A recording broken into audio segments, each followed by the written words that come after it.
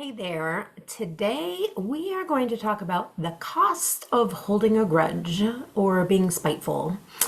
They're kind of a little bit of the same thing. Spitefulness is the action taken when we hold a grudge, right?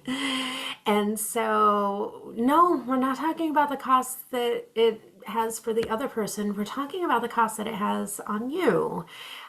Because here's the deal, the vast majority of times that we are holding a grudge or do something that's spiteful, we're often punishing ourselves much more than the other person. So many times when we take action on our grudges and we take action on that spiteful feeling that we feel, the other person oftentimes doesn't even know it, right? They don't know, they might not know it's coming from you if it's some kind of thing with a stranger or something like that.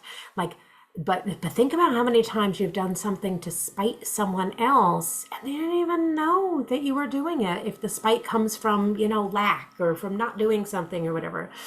And so I just want to make sure that you're taking that moment to assess what cost and what is the price that you're paying for yourself, because very often,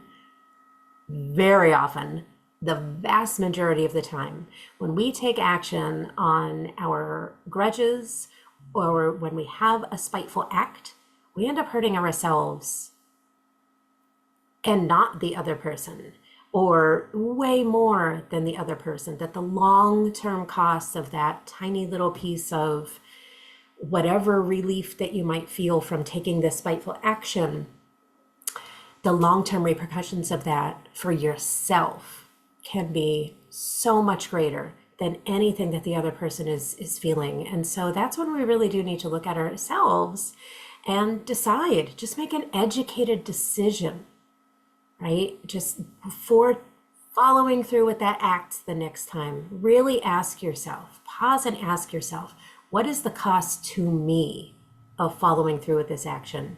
And is it really worth it? Is it really worth it to follow through with this action, given what the long-term repercussions are for me? So that's our little tip of the day, is when you're feeling that need to hold a grudge, or when you feel that urge to take action on that grudge, pause and ask yourself and really assess, who are you punishing in this moment?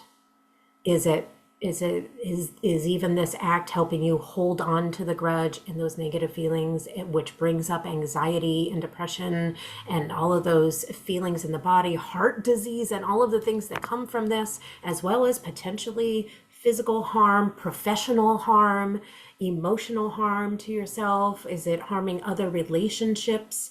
Is your spiting towards one person affecting other relationships? Really pause and take a moment to assess.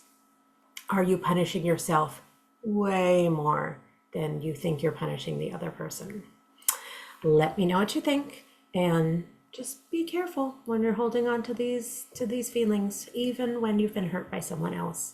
Make sure that you're not hurting yourself more than they have hurt you.